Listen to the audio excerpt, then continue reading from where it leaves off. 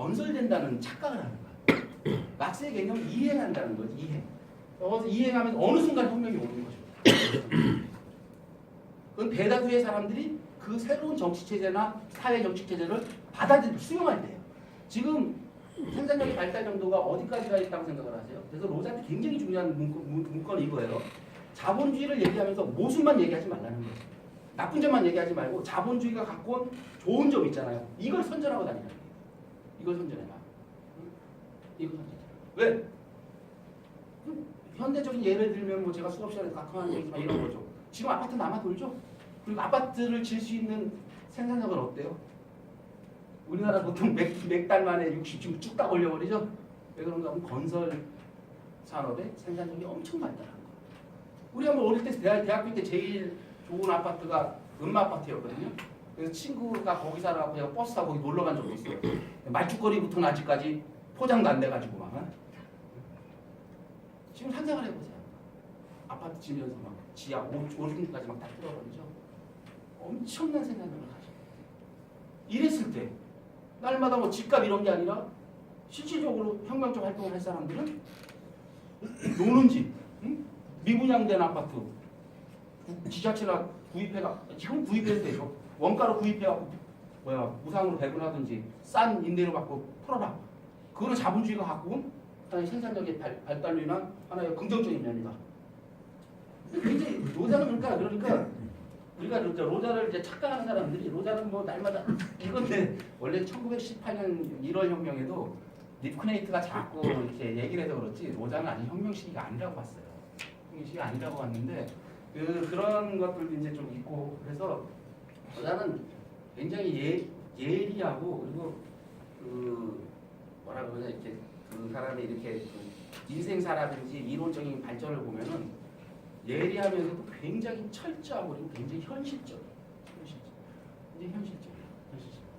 그러면서 이 자본주의가 어떻게 갈 거라는 걸 갖다가 머릿속에 다 예상하고 있었죠. 예상하고 있었는데 특히 이제 여기서 이제 로자가 제가 이제 약간 비판적으로 보면은 그 이 뭐 반전 투쟁이나 이렇게 넘어올 때 로자가 이제 보면은 그 스파르타쿠스라는 이제 하나의 어떤 조직을 만드는 그게 나중에 이제 독일 공산당으로 변하는 거 만드는데 거기서 그 말하자면은 어떻게 보면은 그 이렇게 얘기하면은 제가 보면은 그 당시에 로자는 그걸 만드는 게 아니라 3인당 내에서 싸우는 게 더 낫다고 보는 거예요. 저는 3인당 내에서 계속 싸웠어야 되는데 따로 이렇게 분리시켜 갖고 만들었다는 게 왜 그런가 하면은 분리되고자마자 전혀 힘을 못 쓰거든요. 이런 문제들이 이제 저는 당이라는 데 들어가 본 적이 없지만 그러니까 조심스럽게 얘기하는 거예요, 제가. 그러니까 우리 보통 보면은 조직 있으면 만만큼 만들어 조금씩 나와.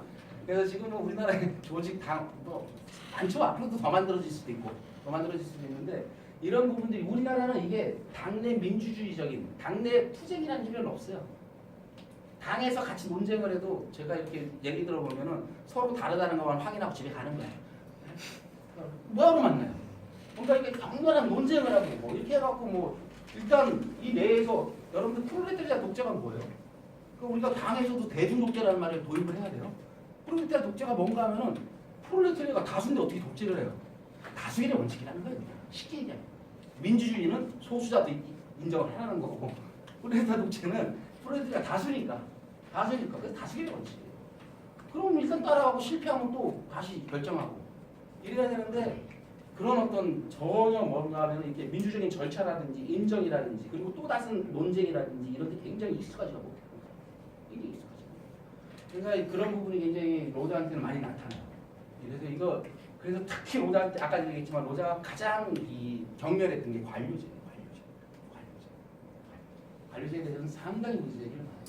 그리고 우리나라 지금 여러 운동조직이나 당조직도 그렇고 우리나라도 좌파 0.2%도 안 되는 노동당 내에서 당권파가 있고 막 이렇게 들어보면 그러니까 이런 부분들이 주장하는 게 서로 다를 수도 있어요. 서로 다를 수도 있고 뭐 격렬하게 논쟁을 하고 그런데 가장 이게 문제되는 게 뭔가 하면은 어떤 당권파는 자기 비판을 받아들이지 않아요. 그냥 자기의 좋은 점만 막 광고를 하려고 해요. 그러니까 이게 나중 되면은 서로 합치가 안 되는 거예요. 합의가 안 돼요. 왜 그런가 하면은 우리가 아무리 사회과학이라고 해도 어때요? 100% 전부 다 완벽하게 우리가 모든 자연과학처럼 1 더하기 1은 2다 이렇게 이해할 수가 없는 거예요. 제가 이제 막스주의자인 한에서는 저는 막스의 사적 논리론을 받아들여요. 자본주의는 언젠가는 쇠퇴하고 새로운 사회를 이해한다고 받아들여요. 그렇지만 이 과정에서 어떤 일이 벌어질 거라는 건 저는 정확히 한 가지로 스탈린이 어떤 사람인가 하면은 그 뭐 1929년에 콘트라티에프라는 굉장히 유명한 사람인데 공황, 그러니까 주기적 공황론 이걸 얘기한 사람이 80년, 60에서 80년 하면 공황이 온다 이걸 얘기하는 사람이 소련 사람이에요. 이 사람이 독일어로 논문을 하나 썼어요. 영어로 하면 The Long Wave in the World Economy라는 논문을 쓰는데 그걸 보니까 이 당시에 러시아 소련 대장이 누구였죠? 스탈린 아시죠? 스탈린이 논문 잘 썼다고 불러요. 그래서 너 다음 공황이 오면은 자본주의 망한다고 써라 그래요. 논문 하나 더 써라.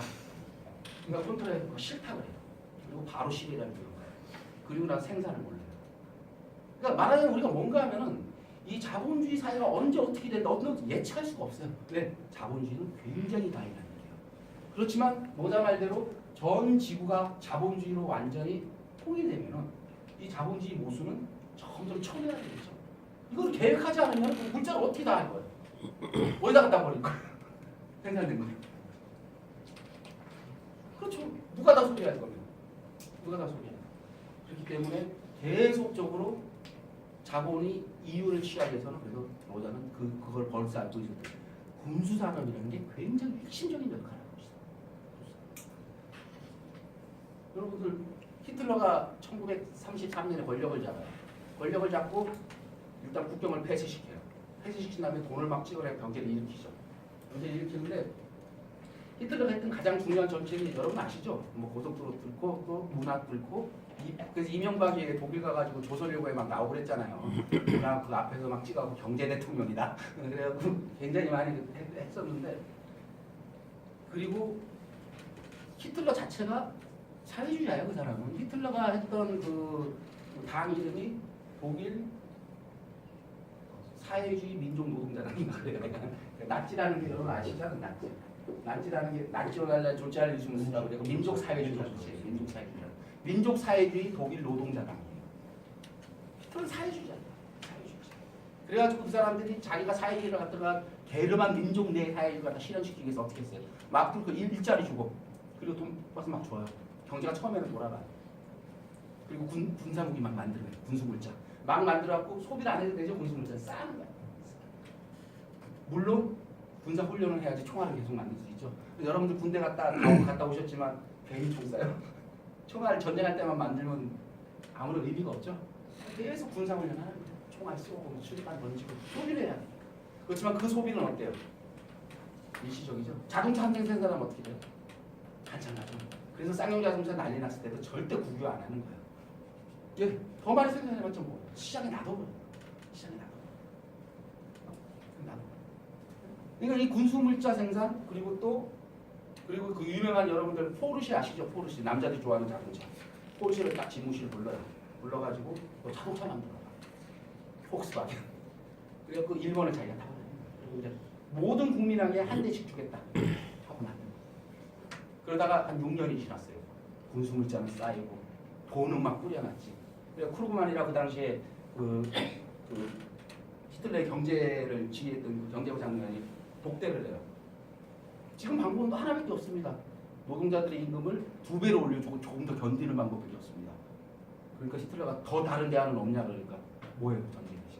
이게 굉장히 이게 우리가 보면은 그때 히틀러한테 잘 들으셔야 돼요. 히틀러가 마지막에 92.11%를 얻었는데 히틀러가 이 지금 우리나라의 대중심리하고 똑같은 거예요. 공황기였죠. 보통 히틀러의 선거구의 1번이 거예요. 아르바이트는 다 아시죠? 모든 사람에게 일자리를 주겠다.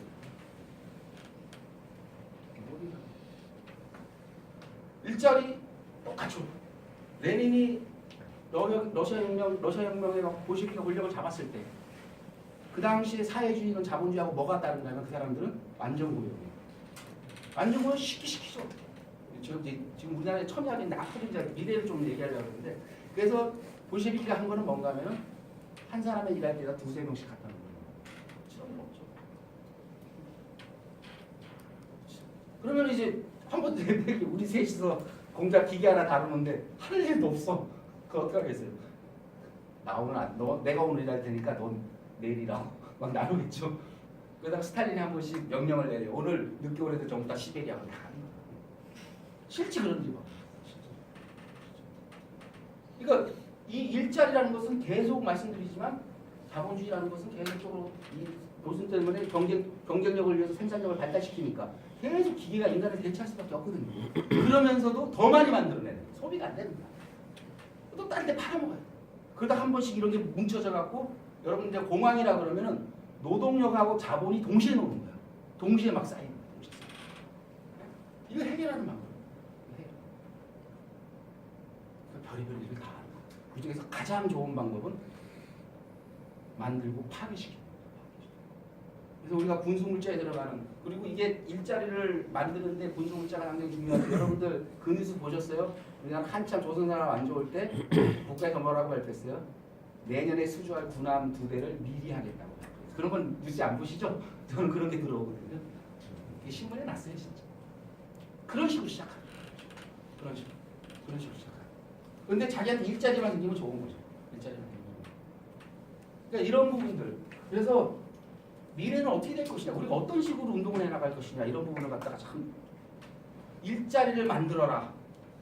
지금 현 상태에서 난 전부 다 유정자라고 봐요. 정의당이든 노동당이든. 뭔가 그러면 일자리를 만들기 위해서 어떻게 해야 되느냐를 말이야. 우리 일자리를 못 만드는 그 청와대 욕하고 정당들 욕하면 일자리가 생기느냐? 아니죠. 그럼 기본적인 건드려야죠. 우리가 지금 기본적으로 알고 있는 게 8시간 노동제예요.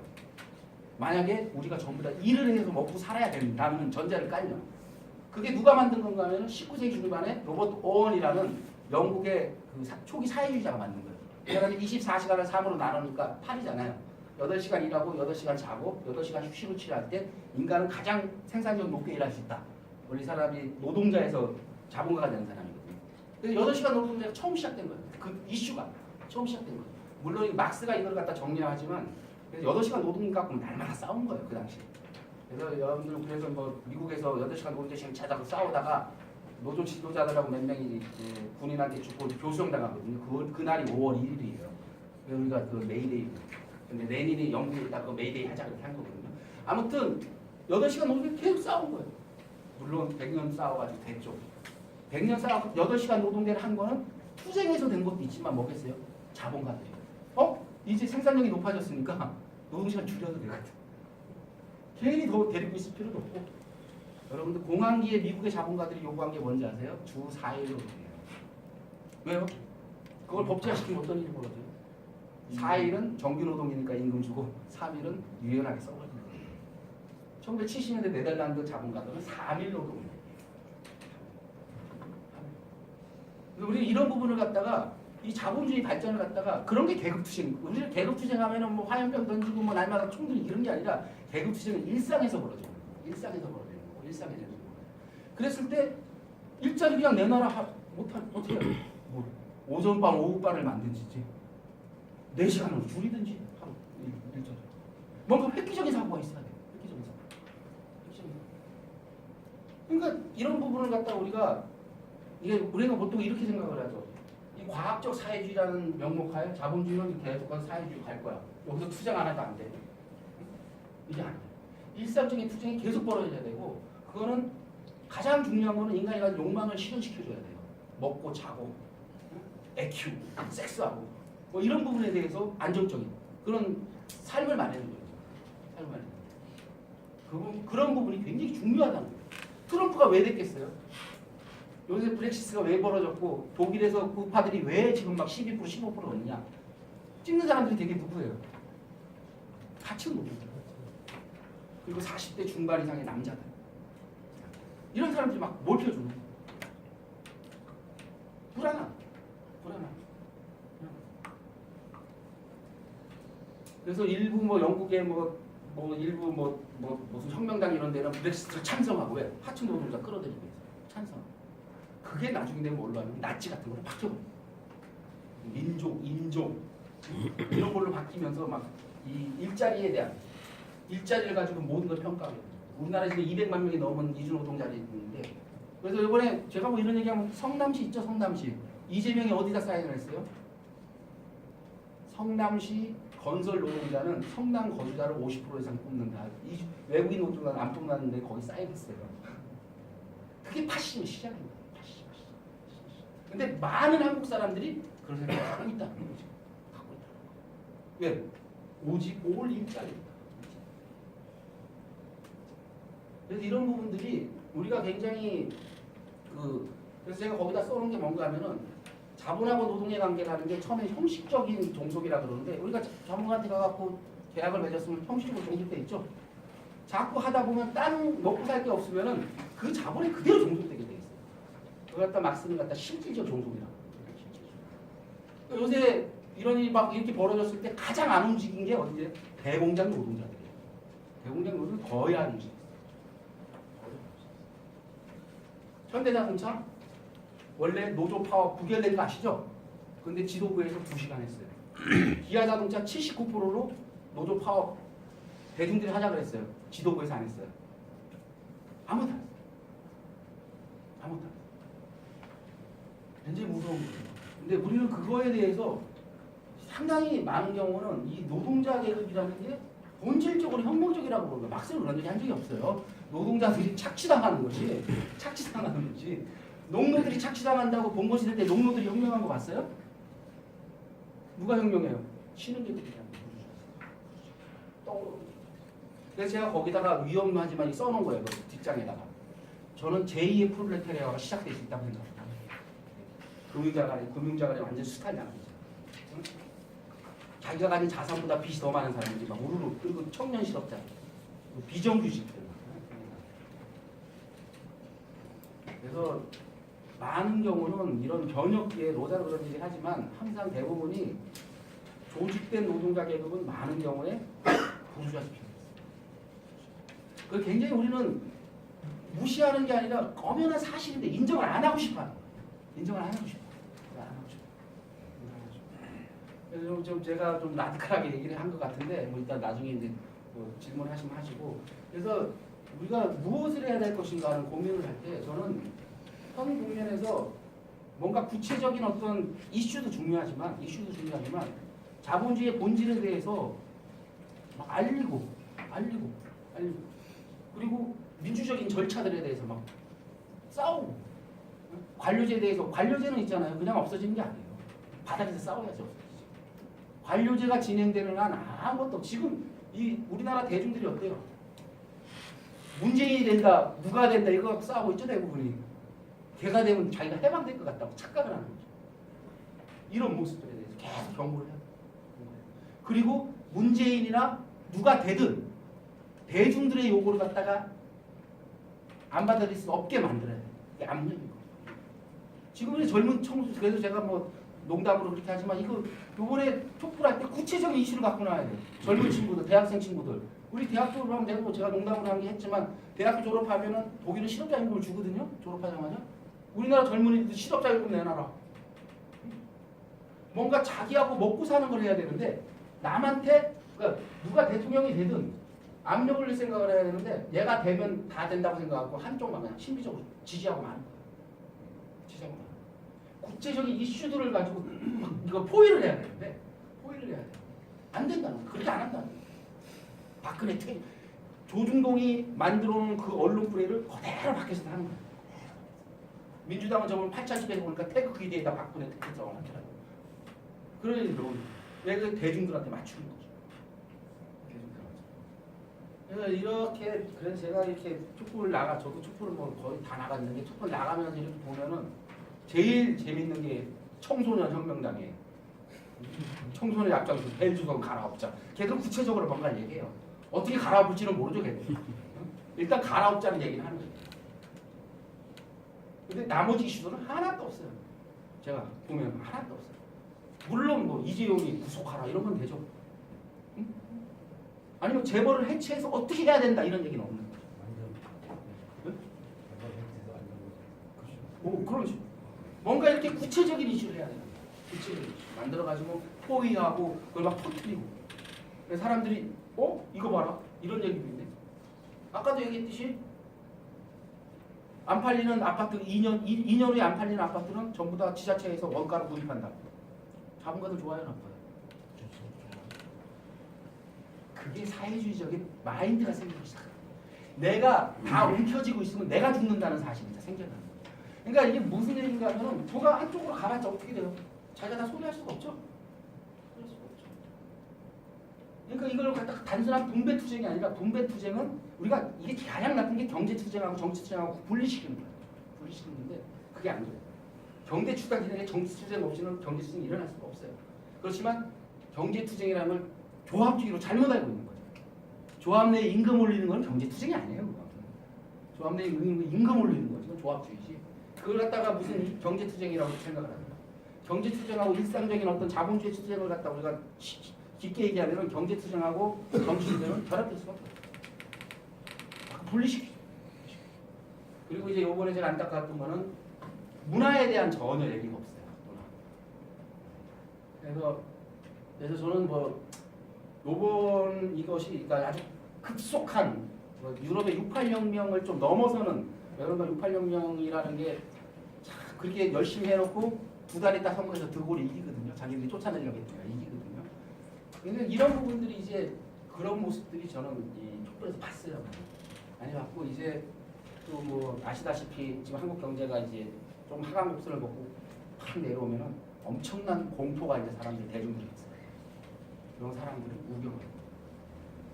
그래서 저는 굉장히 요새 생각하는 게 제가 뭐 번역한 책 중에 하나가 파심의 대중심리라는 책인데 저는 굉장히 파심의 가능성을 많이 봐요. 의외로 여러분들이 놀랐겠지만 저는 그걸 많이 봐요. 많이 보고 그래서 아까 성남에서 벌어진 아주 조만한 사건을 얘기하고 조만한 사건을 얘기하고 그래서 이 계속적으로 그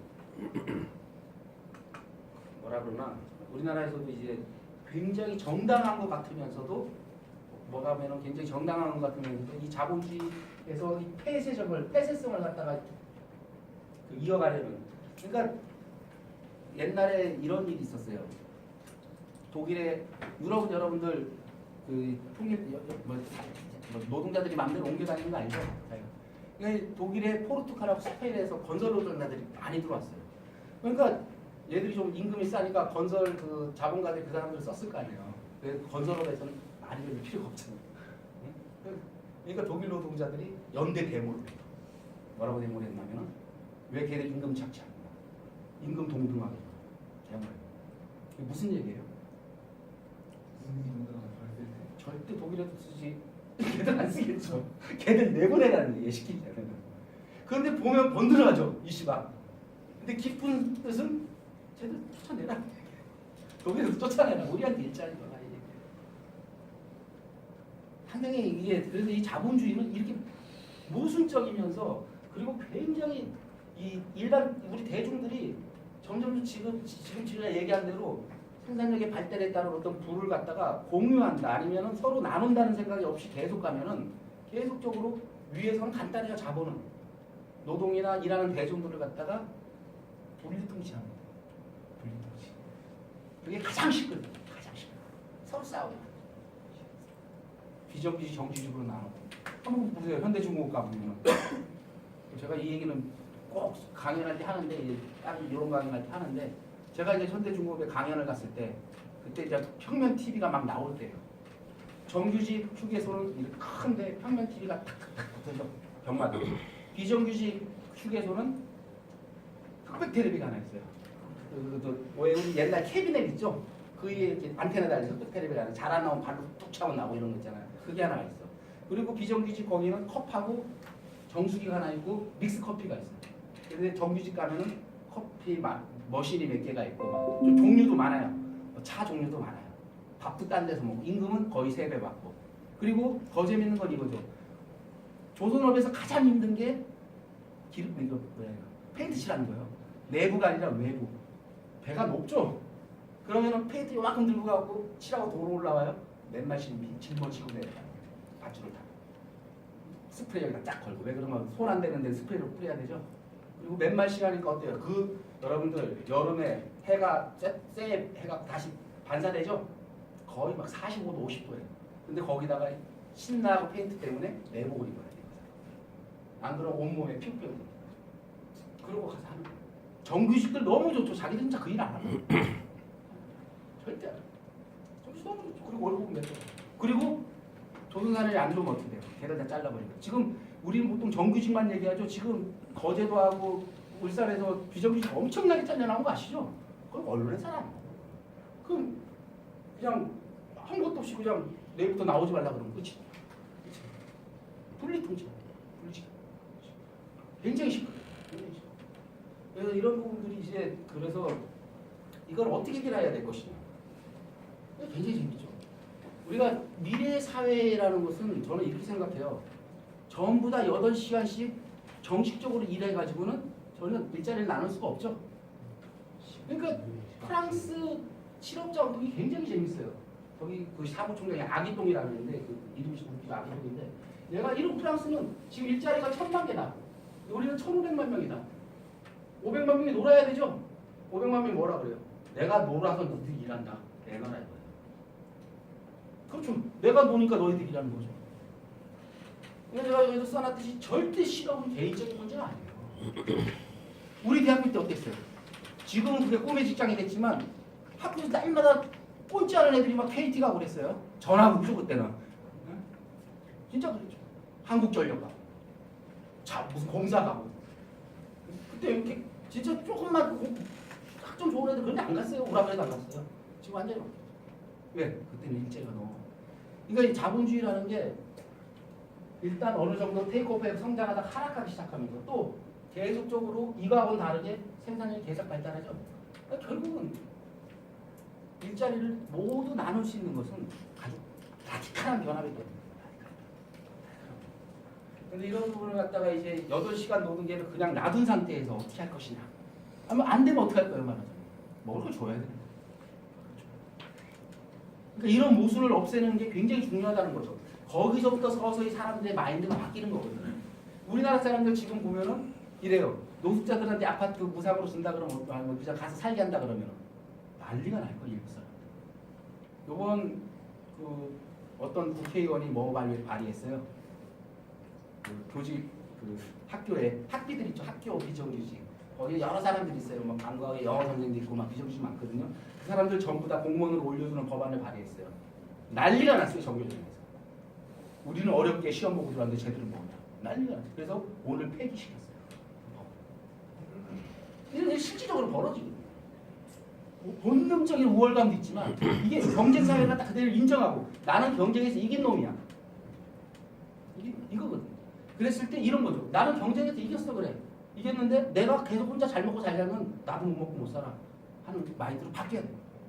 사람들의 의식이라는 게 그냥 두들겨 팬다고 바뀌는 게 아니에요. 제가 통독됐을 때 독일에 있었는데 동독 애들 막 대학으로 넘어와요. 걔들이랑 얘기해보면 걔들처럼 물질적인 애들이 없었어요. 왜? 풍요로우니까. 저 깜짝 놀랐어요. 걔들이 날마다 2명이 같이 살았는데 날마다 시장을 가요. 시장을 가가지고 그것도 알디라고 굉장히 그 싸구려집이 있어요. 학생들이 가 실업자 학생들이 가는데 거기서 날마다 와인을 사다 먹어. 그래갖고 야 너 그거 주고 뭔가 그 와인이 1,000원밖에 안 해 한 병에. 네? 막 사다 먹는 거야 날마다 둘이서 막 앉아서 먹는 거야. 그래서 너 그거 보면 주고 찌꺼기라서 그러니까 동독에서 먹는 거보다 훨씬 맛있다 이거예요 말하자면. 그리고 와갖고 제일 처음 걔들이 하는 게 폭스바겐 골프를 사요. 15년 된 거. 사가지고 이제 몰고 다녀요. 우리가 이렇게 보면은 그게 전부 다 거기 사회 우리가 보통 생각했던 게 굉장히 잘못된 게 뭔가 하면은 옛날에 그 북한 아니라 소련이나 이 어디죠? 그 중국이나 이런 사람들이 뭐 북한도 그렇고 인민복 입구나. 1950년대 60년대 인민복. 왜 그걸 입느냐 인민복을. 염려가 없어서 염려가 없어서. 다 같이 못 사는 거야. 사회주의는 사회주의를 갖다 우리가 이렇게 국가에서 중앙계획에서 뭐 공업화하는 게 사회주의가 아니라 자본주의하고의 어떤 그런 이행하는 관계로서의 사회주의라 그러면은 사회주의는 자본주의보다 훨씬 다양화되고 훨씬 부가 말하자면은 사회주의를 갖다가 다 같이 잘 먹으면 못 사는 걸로 생각하면 큰일인 거예요. 그거 절대 아니에요. 사회주의는 다 같이 죽는 게 아니에요. 그리고 북한이 옛날처럼 노동자 국가라 그러면은 김정일도 노동자하고 똑같이 먹고 살아야 돼요. 그런 일 절대 없죠. 절대 없죠. 그러니까 그게 거의 내세우는 거죠. 그러니까 잘 들어. 소비에트 유니언, 소비에트가 평양인 거 아시죠? 소련이라고 그랬어요. 평양에서 무슨 일을 한 번이라고 했어요. 전부 다 볼셰비키 중앙위원회에서 다 결정. 이런 부분들에 대해서 그러니까 로자의 입장에서는 조금 말도 안 되는 거죠. 그래서 로자는 볼셰비키에 대해서 상당히 부정적이었고 자기가 이런 관료적인 거 그리고 대중들의 의식의 발전이 굉장히 중요한 거. 근데 자발성. 스폰타니이죠. 스폰타니 굉장히 중요하다고. 그래서 이런 부분하고 이제 그러면서도 로자는 조직체를 만들고 당내에서 뭐 이렇게 했지만 로자는 자기 자신이 무슨 이런 뭐 물론 스파르타쿠스 만들 때는 뭐 결정적인 역할을 했지만 그 외에는 거의 이렇게 뭔가 소규모 뭐 조직 있죠. 조직 하나의 정치적인 이슈로 뭉친 조직이란 건 만들 생각이 없죠. 만들 생각. 그런 조직이 할 수 있는 거에 한계를 충분히 알고 있어요. 그래서 뭐 크게 보면은 제가 이제 로자 원래 경제학만 하려고 했는데 제가 갑자기 이상으로 포스팅하셔가지고 이 경제적인 어떤 이런 거랑 우리가 알고 있는 정치적인 어떤 이런 거랑 연결을 시켜가지고 뭐 당 조직 문제 그리고 실질적으로 역사적으로 있어왔던 여러 가지 사건이거든요. 그러니까 한 가지만 더 할게요. 똑같이 우리가 이해하는 게 1979년에 중국의 재개방이에요. 그것도 똑같아요. 1960년대 후반이 되면 소위 자본주의 황금기가 쇠퇴하기 시작해요. 그러니까 이제 닉슨이 어때요? 초국적 금융자본이 막 갈 데도 없고 그러니까 여러 가지 일을 하는데 물론 브레튼 우드 시스템을 깨버려요. 그래가지고 뭐 금융 팽창기에 왜 금융자본은 다 아시죠? 기생자본인 거. 내가 100만 원을 들고 열흘 잔다고 110만 원이 안 되죠. 남한테 빌려주고 그 사람이 생산한 거 일부를 뺏어가야 돼요. 근데 그냥 가장 그게 간단한 거예요. 그래서 기업한테 빌려주든지 가게에 빌려주든지 국가에 빌려주든지. 근데 그게 막혀버린 거예요. 그러니까 어떻게 해요? 관투기라든지 부동산 투기 이런 거 해야 돼요. 그 중에 하나로 꼽힌 게 이제 중국이라는 거대한 6, 7억을 가진 이제 거대한 공간이죠. 왜? 아직도 거의 뭐 산업화라는 거의 공업화는 거의 안 돼요. 그래서 이제 한번 간 거죠. 근데 뭐 마오는 그 당시에 뭐 아시죠? 마오는 그 당시에 대학진 운동 해갖고 실각해가지고 이제 집무실에서 만나다가 이제 다음에 문화혁명이 벌어지면서 별일 없다가 등소평이 잡자마자 바뀌어 그냥 개방시키는 엄청난 일이 벌어지는 거죠. 중국이라는 노자역이라면 엄청난 비자부주적인 공간 아직도 덜 산업화된 망비잖아요. 그래서 중국에 우리가 그걸 그대로 느끼는 거잖아요. 중국 메이드 인 차이나 한국을 다 휩쓸고 있잖아요. 조금 있으면 어디겠어요? 지금 중국도 비싸다고 중국 애들 막 밖으로 나가는 거 아니죠? 메이드 인 인디아예요. 조금 있으면. 인디아, 파키스탄. 지금 중국에서 내륙 정책 쓰면서 그냥 내륙으로 경제